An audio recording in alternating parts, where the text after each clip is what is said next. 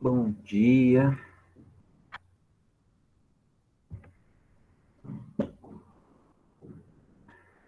Vamos nós para a nossa penúltima aula. Semana que vem é o nosso último encontro síncrono. E aí, vocês têm uma semaninha para colocar a vida acadêmica em dia. E dia 23 de dezembro, férias. Sério, cara? É sério. 23 de dezembro, férias. E aí, a gente volta. Não, semana que vem não. É na outra. Semana que vem ainda é encontro síncrono. Aqui, ó. No calendário, fala assim, que é dia letivo. Não, tá dia letivo até tudo aqui, mas...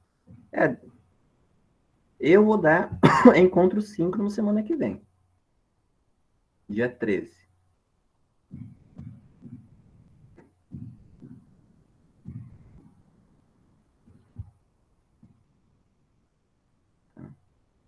Então, não sei se alguns professores semana que vem vão dar recuperação. Eu não sei, né? Porque no calendário não tá dizendo assim, recuperação semana que vem, né? Na verdade, nem diz quando seria recuperação. No calendário não diz. Mas eu vou dar encontro síncrono, tá?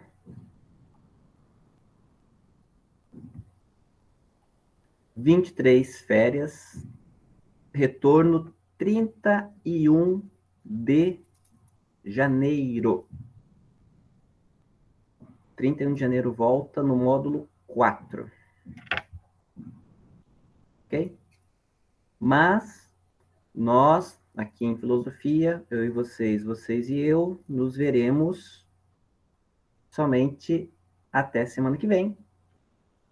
E aí, se eu for professor de vocês no segundo ano, a gente se vê no segundo ano.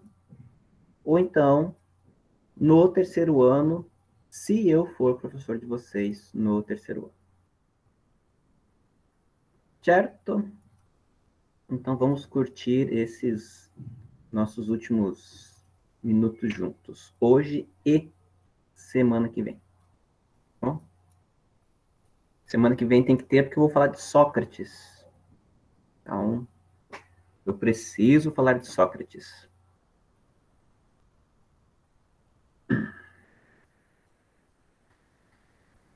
Muito bem. Hoje vou terminar de falar dos pré-socráticos. E aí vou tentar falar também de uma galera chamada sofista. Mas semana que vem eu estava falando, semana passada, né, eu estava falando dos pré-socráticos. Eu falei, né, que eles foram os primeiros filósofos que tentaram compreender como é que o mundo funciona. E a ideia deles é que a origem do mundo estava em elementos da própria natureza, elementos que na concepção deles estão presentes em todas as coisas.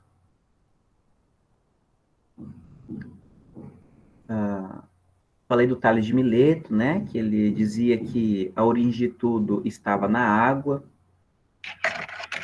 Eu acho que eu falei do Pitágoras, não, do Empédocles, que dizia que a origem de todas as coisas estão em 4 elementos: no fogo, na terra, na água e no ar. Na medida em que esses elementos eles se encontram em diferentes proporções, diferentes quantidades, eles criam as coisas.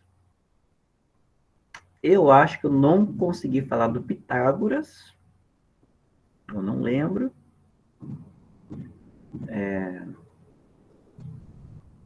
O Pitágoras é o cara do Teorema de Pitágoras, que vocês conhecem da matemática.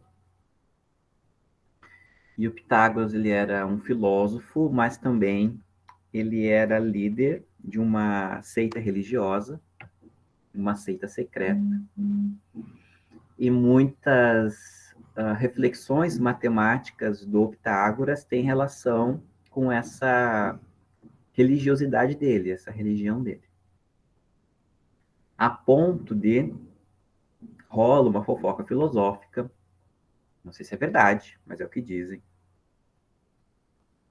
Há 2.500 anos dizem isso. Então é uma fofoca que está rolando há muito tempo.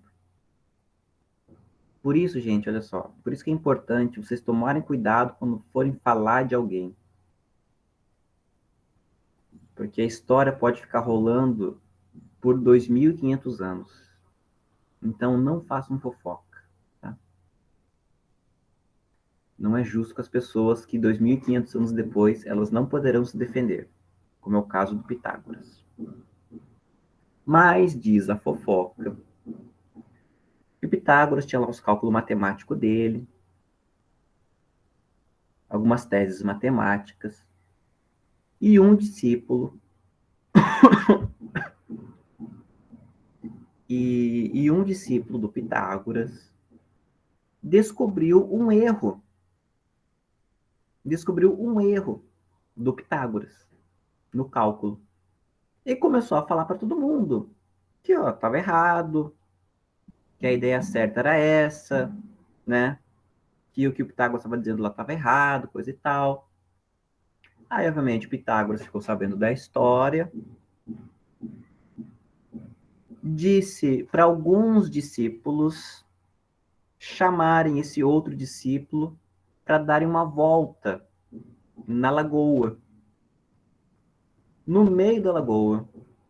E eles foram passear. E quando o grupo voltou do passeio na lagoa, voltou todo mundo, com exceção daquele cara que tinha descoberto os erros nos cálculos ou nas ideias do Pitágoras. Um acidente, né? Um acidente. E o cara caiu no mar, né? Que pena. E aí, só muitos séculos depois, descobriram que o Pitágoras estava errado.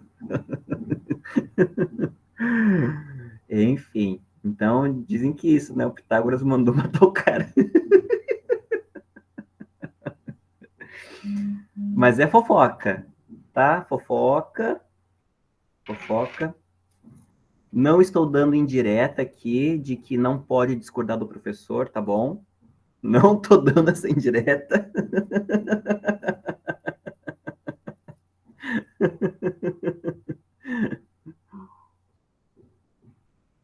Ai, gente, mas a filosofia tá cheia dessas fofocas, tem muita história engraçada, cara.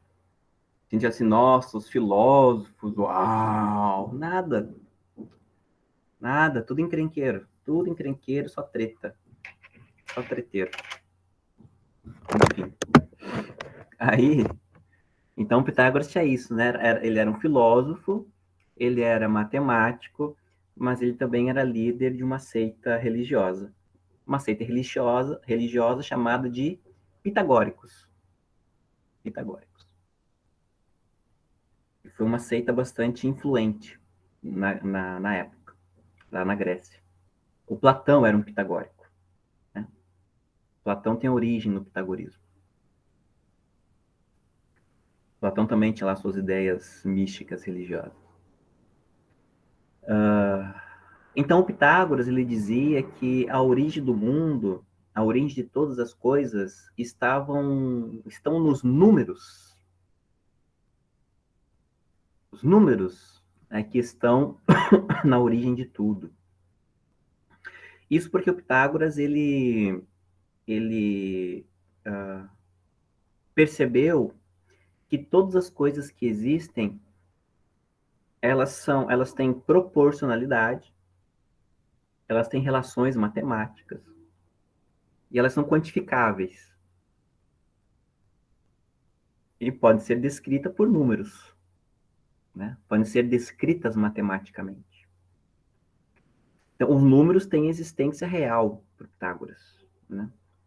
É claro que a numeração na Grécia não era essa numeração indo-arábica que nós usamos, né? Com esses números assim, 1, 2, 3, 4, 5, né? Não era assim. A numeração deles era diferente, era outra grafia, né? Eram pauzinhos e, enfim, né? Depois, se eu achar um desenho, eu mando para vocês lá na, na sala de aula, plataforma.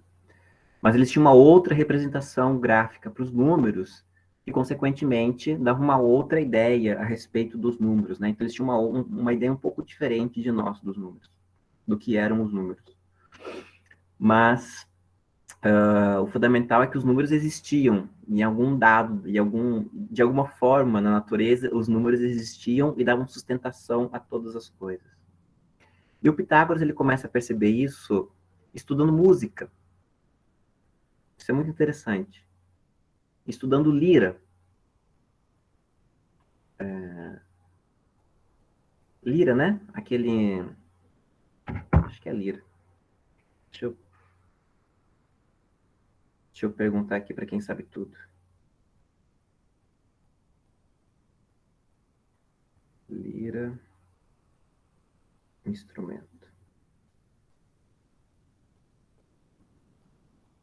Isso, lira. Uhum.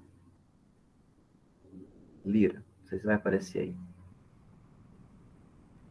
É tipo uma harpa. Isso, cara, tipo uma harpa. Os gregos tocavam lira. E aí o Pitágoras ele percebe essas relações matemáticas estudando lira. Por quê? Né? Como é que funciona o som de uma corda? Quem toca violão aí sabe, né? Você já viu um violão, o violão tem um braço, e vocês já viram que tem uns traços no braço do violão, que são as notas, né? Mas aqueles traços, aquelas divisões, é isso mesmo, né? São divisões da corda. As notas acontecem dependendo da divisão da corda. Se você divide a corda num determinado momento e uma vez, ela emite um som. Se você divide a corda duas vezes, dá outro som. Dependendo do tamanho da divisão que você fez, ela tem um som. Dependendo da espessura da corda, ela tem um som. Então, divisão, espessura, número das divisões, proporção da divisão, tudo isso é matemática. Matemática, né? Os sons de uma corda dependem da divisão dessa corda. Da mesma forma, uma bateria. Tá? Quem toca bateria, ou já viu alguém afinando uma bateria, vê que a pessoa aperta a pele, né? Lá do tambor. É pressão. Pressão é matemática. O que é o bom baterista, além de ter coordenação motora, que é muito importante, também tem que ter noção de tempo. Aliás, qualquer músico tem que ter noção de tempo, né? Ainda mais se toca em banda. Tempo é número. Tempo é matemática. Certo? Então, estudando música, o Pitágoras começou a se dar conta da presença da matemática em todas as coisas. E olhando para a natureza, ele percebeu que todas as coisas têm proporção. Um exemplo, quando você vai fazer uma receita. Qual é o segredo para você acertar uma receita de bolo? Primeiro, você conhecer o teu forno, né? Saber se o teu forno esquenta muito ou esquenta pouco. Isso é importantíssimo. Segundo, você seguir as medidas da receita. Se a receita fala para você colocar 2 ovos, não coloca 3 e nem coloca 1. Coloca 2.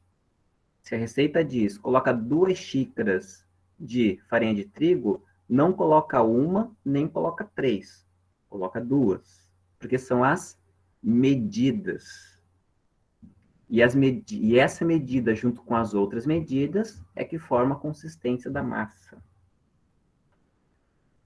E também, né, cozinhar com muito amor ajuda bastante a fazer um bolo. Ontem eu fiz um bolo de banana, quase errei. Quase. O bolo não ficou tão macio, porque eu mexi demais a massa, e aí ela ficou meio dura. Aí eu joguei um pouquinho de água, falei, vai dar ruim, mas até que deu certo. Um bolo pesado, assim, não ficou tão macio, mas tá gostoso. Eu não segui a medida. Então, Carla, não dá. Se você cozinha com ódio, não dá certo. Não pode. Não pode. Influencia muito. Mas não pode ter ódio, cara. Não pode. Não, tem que ser com carinho. Tem que ser com amor. Não assim, amor, estou amando cozinhar, mas pelo menos não pode ter ódio. O ódio atrapalha. Porque você tem que fazer as receitas com carinho, assim, sabe? Você não pode, por exemplo, bater o bolo com muita violência. Não pode. Estraga a massa. Não pode. Quando não faz com ódio, dá mais errado ainda. Então, acho que você tem que abandonar a cozinha. Aposta só no miojo. Fica no miojo, Carla. Agora, se você errar até miojo, aí realmente nós temos um problema de humanidade. Daí nós temos uma questão seríssima, né? Se errar miojo, aí deu ruim. Aí você vai ter que dar um jeito de terminar o técnico em informática, fazer uma graduação no MIT, conseguir trabalhar no Google, na Apple, para ser milionário.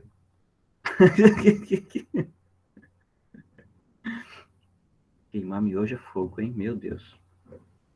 Jesus. Oh. Enfim, então, sempre tem gente pior que a gente. Sempre tem. Nossa, por incrível que pareça, sempre a gente consegue encontrar alguém pior que a gente. Oh, enfim, tudo tem proporção. Então, por exemplo, nosso corpo. Nosso corpo tem lá suas proporções também. Não sei se eu cheguei a falar para vocês semana passada isso, mas enfim, né?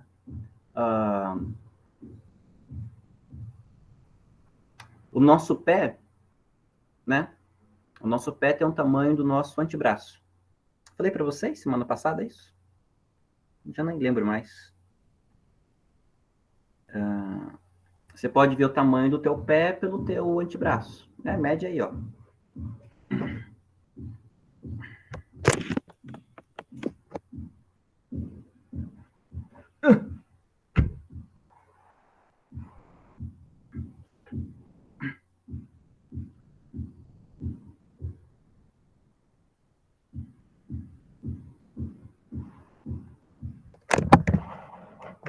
Vira. Mede aí. O antebraço, tamanho do pé.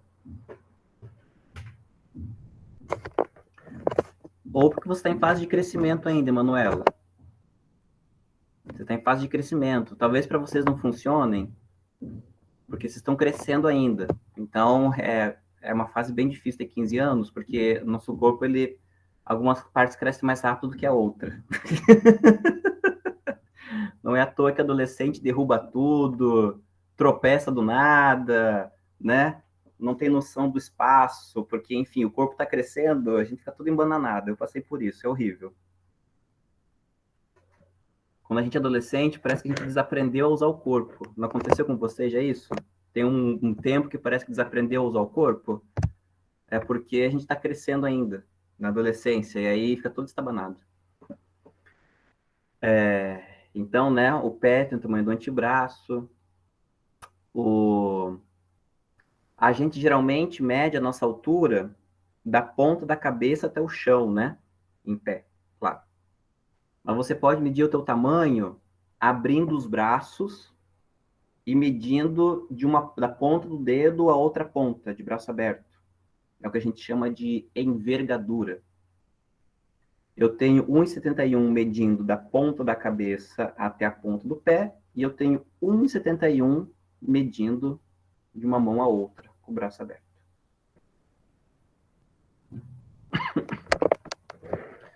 Então,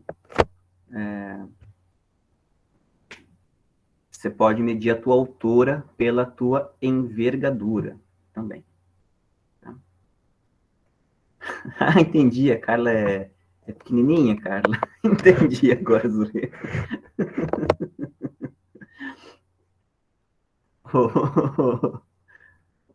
O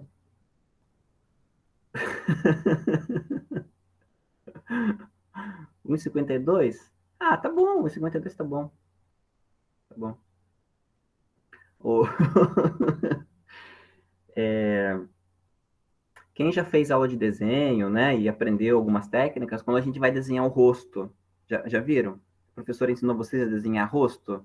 Você faz uns traços assim, né? Uma linha, outra linha, e aí você desenha os olhos e fica certinho, né?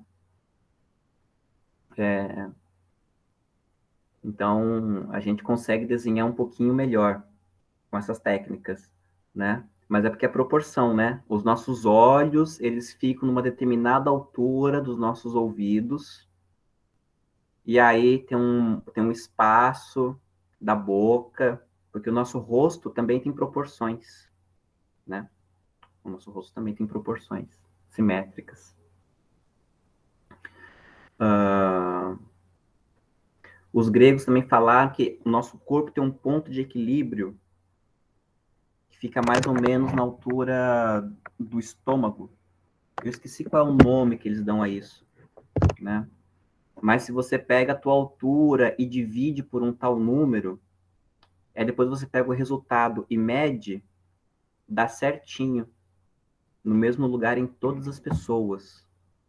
É o nosso ponto de equilíbrio. Deixa eu ver se o Google me diz aqui.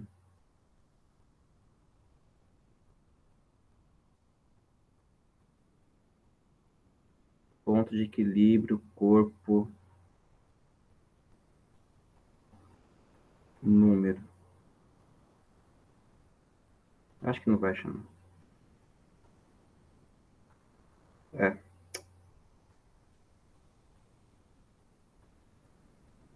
Mas tem um número que eles dão. Você encontra isso, né? Tudo isso é proporção. E era a tese que o Pitágoras defendia.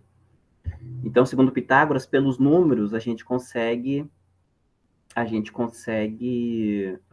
descrever toda a natureza. E é isso que a ciência faz, né? É isso que vocês fazem em física, é isso que vocês fazem em química, é isso que a gente faz em biologia, em algumas situações. Um engenheiro. O que um engenheiro faz?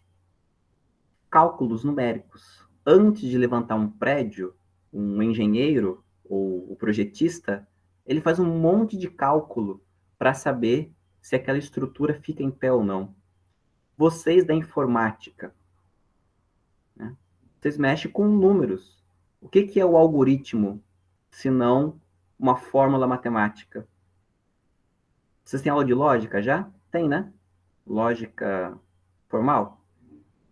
Tabela verdade? Vocês têm essa matéria já? Se não tem, vocês vão ter. Matemática. Programação. Programação é pura matemática. Como é que um computador pensa? Um computador pensa matematicamente. Todas as imagens que a gente está vendo aqui, por trás de todas as imagens da tela do computador, por trás de todas as imagens que aparecem no telefone, tem números. Tem números.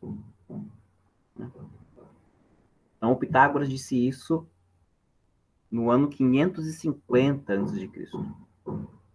Tem um outro cara importante, que é o Demócrito, que é um cara que a gente também usa hoje em dia na química, porque o Demócrito ele dizia que a origem de tudo estava nos átomos. Né? Átomo significa não divisível, não dividido. Átomo é aquilo que não pode dividir. Nesse ponto, o Demócrito estava errado, porque hoje em dia a gente sabe, né, que os átomos se dividem, né? Mas ele não estava errado ao dizer que a matéria ela é formada por pequenas partículas que se unem e se separam, e à medida em que essas partículas se unem, elas criam coisas, e à medida que essas partículas se separam, as coisas desaparecem ou deixam de ser o que elas são. E o Demócrito dizia que os átomos têm diferentes formas e diferentes estruturas, e por isso eles se unem e se separam com mais facilidade ou com mais dificuldade. Então, por exemplo, as coisas duras, segundo Demócrito, aquelas que são difíceis da gente romper, difíceis da gente quebrar, são formados por átomos que têm ganchos. E quando esses ganchos se unem, é difícil de soltar. Né? Por isso que as coisas são duras. Por isso que elas duram muito, porque esses átomos não se soltam com facilidade. Por outro lado, a água, ela seria formada por átomos lisos, que não têm aderência nenhuma. E é por isso que a água escorre por todos os lugares e não se prende a nada. Porque os átomos que formam a água são átomos lisos, escorregadios. Então, eles não se prendem. Né? Eles se chocam e se separam. Então, tudo que existe no universo existe porque é união e desunião de átomos. Os átomos se chocam e se prendem, ou então se chocam e se separam, e as coisas vão se formando no mundo.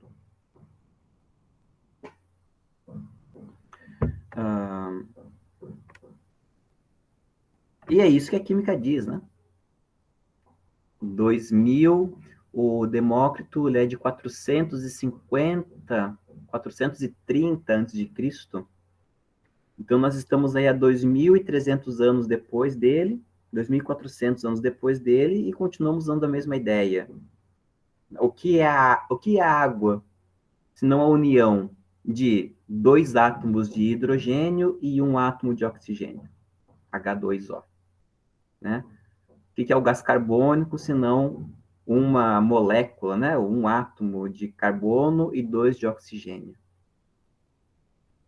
Então, o oxigênio ele vira tanto água quanto vira um gás, e um gás que nos mata, né?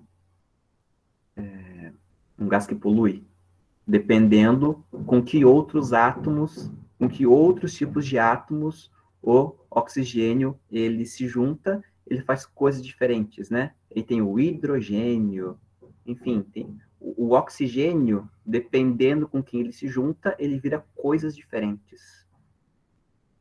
É isso que o Demócrito dizia. Sem existir a química e só fazendo reflexão filosófica. É isso que o Demócrito dizia. E é isso que é representado naqueles desenhos de estrutura molecular, ligação atômica. Não tem lá quando a professora o professor desenha no quadro lá as ligações atômicas? Aí tem um tracinho que liga aqui, tracinho que liga para baixo, para cima, e não sei o quê, e blá, blá, blá, blá. Não lembro direito, que faz 20 anos que eu estudei química, então eu não lembro. Eu até acho que eu peguei dependência em química. Ou foi em matemática? Não, foi só matemática que eu peguei dependência. Química, não. Enfim. Mas é isso. A química que a gente faz hoje, né, ela nutre algumas intuições filosóficas do Demócrito. Intuições filosóficas de 2.400 anos atrás. Isso é fantástico. Fantástico. Então, esses são os pré-socráticos, a galera que veio antes do Sócrates. E o foco principal deles era a natureza. Tá? Eles são chamados de pré-socráticos porque eles vieram antes de Sócrates, e no período do Sócrates, a filosofia dá uma guinada. A filosofia ela encontra um novo problema para discutir, que é a questão da vida humana. Por isso que tem os pré-socráticos, que é uma galera que vem antes do Sócrates e só discute natureza. São cientistas. Hoje em dia, os pré-socráticos nós chamaríamos de cientistas. Como Sócrates, ou no período do Sócrates, é colocado o problema da vida humana como centro da filosofia. Então, o Sócrates e os sofistas, eles não vão discutir natureza.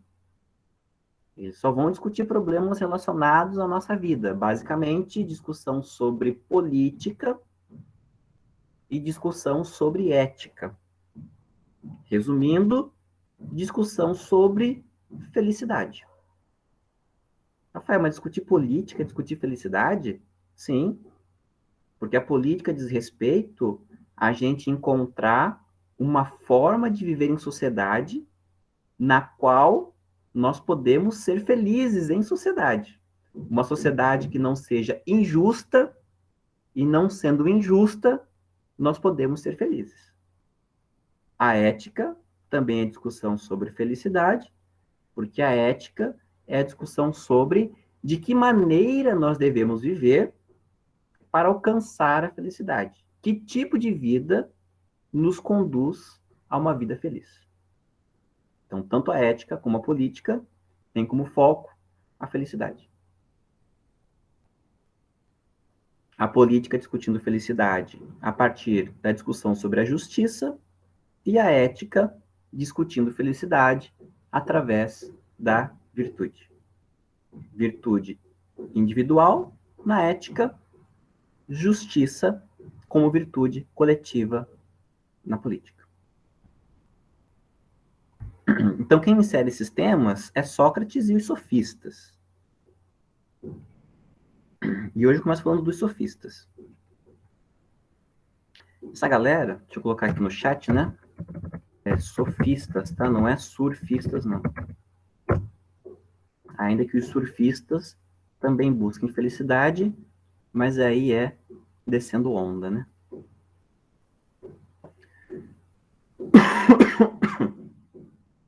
Então, os sofistas, eles ficaram muito mal falados na história da filosofia. Faz pouco tempo que eles são considerados filósofos. 150 anos, talvez, 200.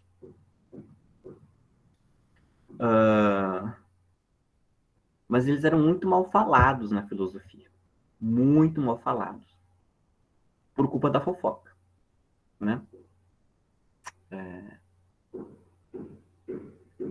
Sócrates e os seus discípulos, eles fizeram a caveira dos sofistas. Porque os sofistas, eles pensavam a filosofia e também eles pensavam questões acerca da verdade de maneira bem diferente do Sócrates. Quando vocês lerem algum texto do Platão, Platão era discípulo do Sócrates. Vocês vão ver que os textos do Platão são diálogos, tanto que a gente chama de diálogos platônicos, né? E diálogos porque é sempre vários personagens conversando. E os personagens geralmente são Sócrates conversando com sofistas. Então, em todo o texto do Platão, tem Sócrates conversando com outras pessoas, que geralmente são sofistas. Boa parte dos livros, o Sócrates vence a discussão com os sofistas. Ele ganha. Em alguns outros livros, termina empate. Empate na filosofia, Rafael? Como assim empate na filosofia?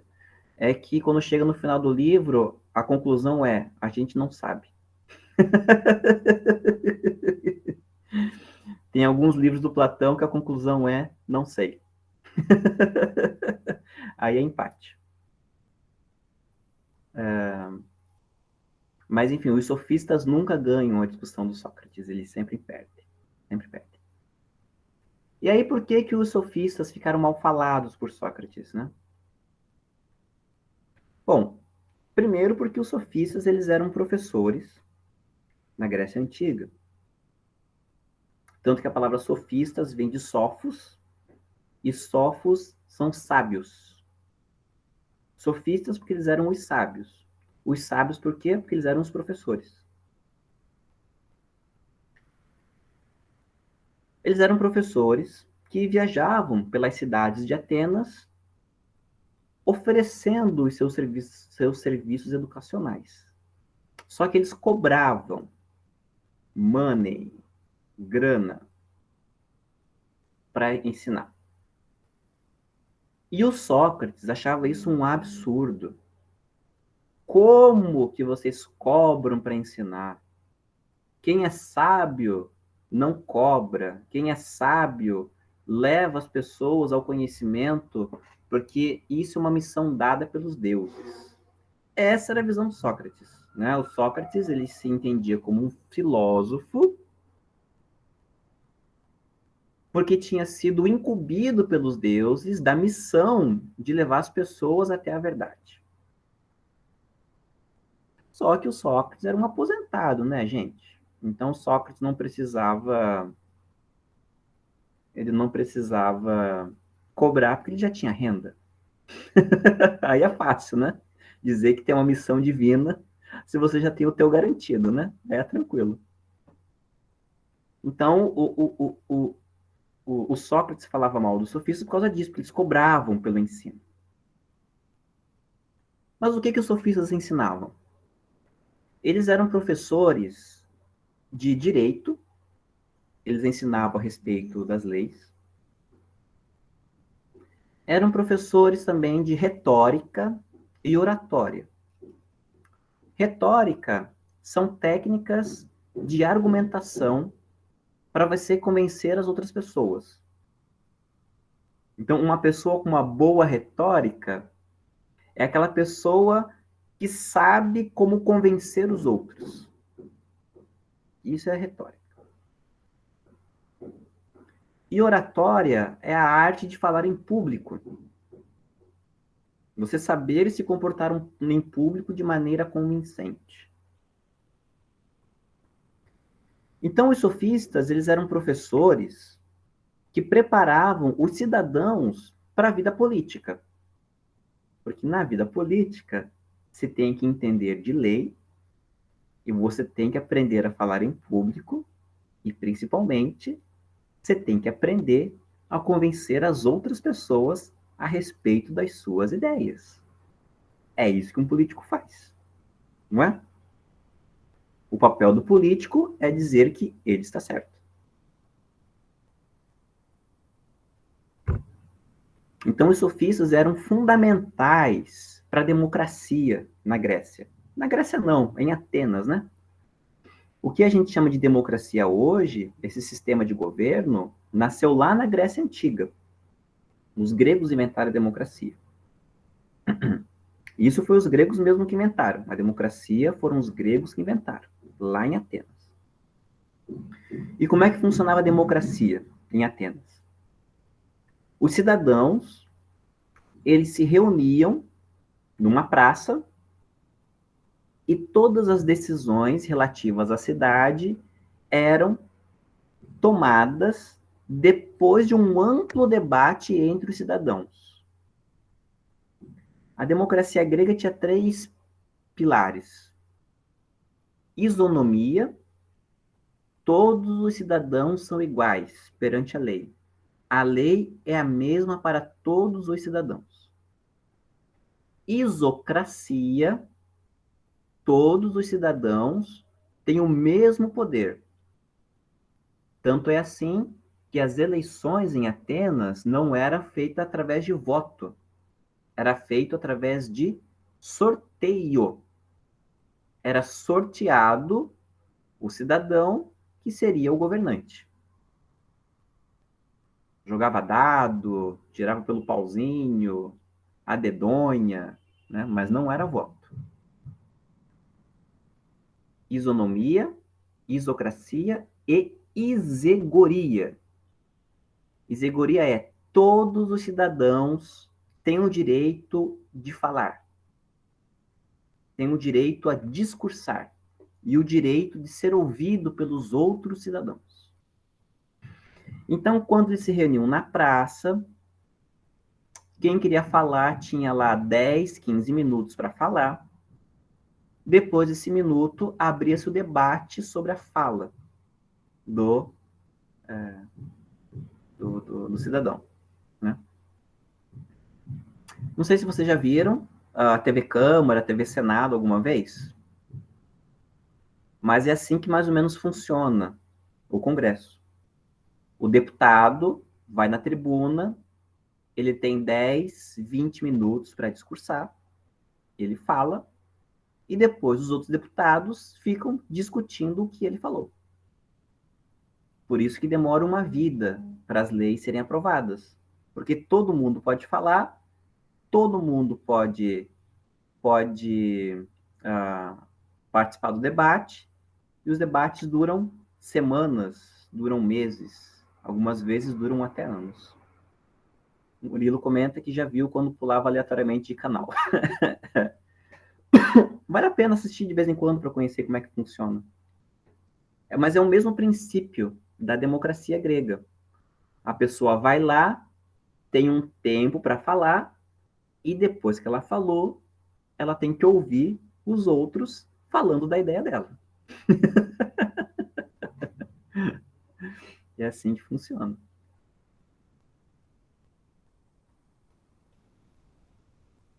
O cara não teria paciência para ouvir ou para falar.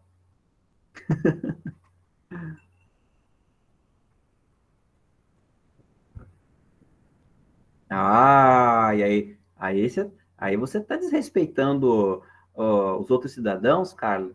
Todo mundo ouve você, mas você não ouve ninguém? Que absurdo. Não pode. Não pode, não. A exegoria é todo mundo tem que falar, não, todo mundo pode falar e todo mundo tem que ouvir. Essa é a regra. Só que tem um detalhe, sim, que é importante ressaltar, né? Quem, quem era cidadão em Atenas? Tá? Não é igual nós hoje em dia que todo mundo é cidadão. Né? Na nossa democracia, todas as pessoas são cidadãs. Vocês ainda não são cidadãos plenos, porque vocês ainda não têm acesso a um direito do cidadão, que é o direito de votar e ser votado. Vocês ainda não podem participar do governo, tá? Porque vocês são jovens ainda, mas a partir dos 16 anos vocês já podem votar, e a partir dos 18 anos vocês já podem participar dos governos, né? Mas por enquanto vocês não são cidadãos plenos, mas vocês são considerados cidadãos. Não plenos, mas já são. Lá em Atenas, não. Lá em Atenas, cidadão era homem, maior de idade, nascido em Atenas e livre. E livre. Então, homens, mulher não era cidadã. A mulher quase não era gente naquela época, né? Literalmente, mulher era considerado mais próximo ao animal do que próximo a ser humano naquela época. Então, homem, a maior de idade, jovem, criança, também era mais próximo de animais do que de ser humano. Nascido em Atenas, estrangeiro, nem pensar. Inclusive, né, a gente tem ainda hoje esse ranço com estrangeiros, não é verdade? Tal de nacionalismo, que o Brasil é isso, nacionalista, vamos fechar as fronteiras. Isso é um preconceito que vem desde aqueles tempos. Né? E livre. O que é ser livre? Não apenas não ser escravo, mas você não trabalhar. Porque para um grego, quem trabalha não tem tempo de se dedicar à vida política. Quem trabalha não pode ser filósofo. Porque quem trabalha está com a cabeça dedicada à sobrevivência. Então, para você ser político, para você ser cidadão, para você ser alguém que pense nas coisas coletivas, você não pode ter preocupações individuais. Então, você tem que ser uma pessoa livre. Livre não só de um patrão, mas livre de se preocupar com a sua subsistência.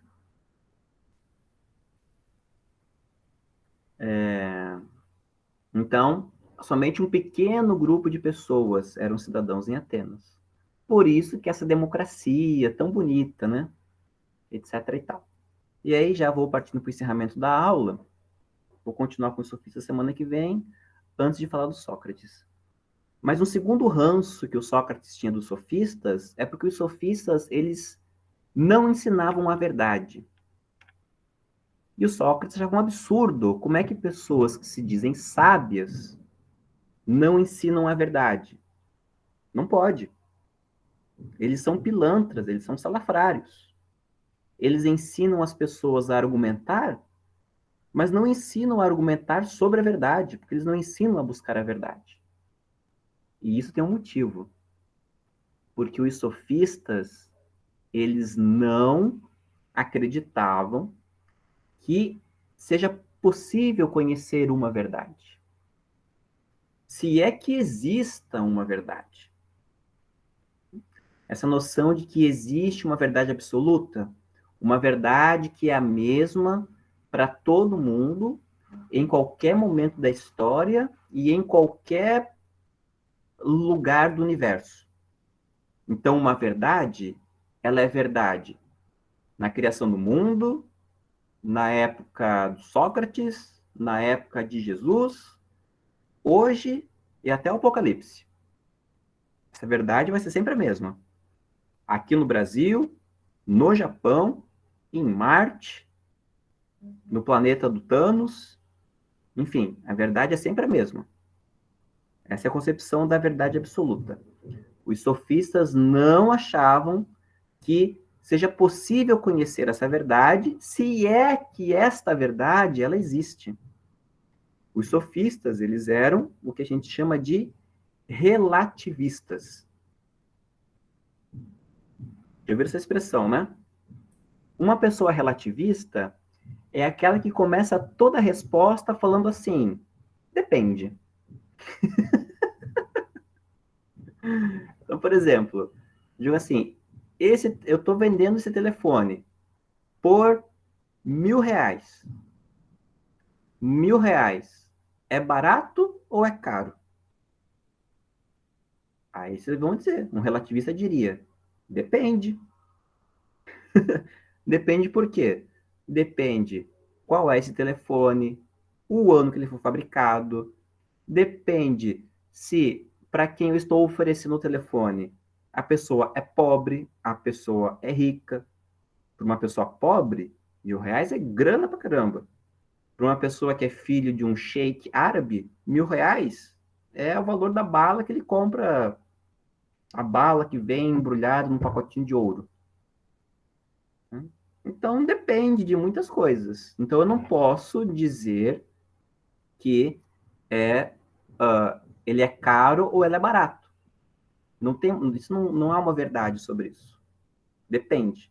Isso é relativismo. Danilo, a presença é marcada automaticamente aqui por um aplicativo que eu tenho. Vocês apareceram na sala, o aplicativo já mostra aqui para mim. E fica registrada a presença. Então, o relativista, ele diz que não existe uma verdade que seja absoluta. O que existe é a experiência de cada um, e cada um conhece o mundo a partir da experiência que teve. Então, os sofistas não ensinam a verdade porque não é possível conhecê-la se é que ela existe. Mas aí isso eu explico melhor semana que vem. Tá bom? Então, semana que vem, último encontro, tá?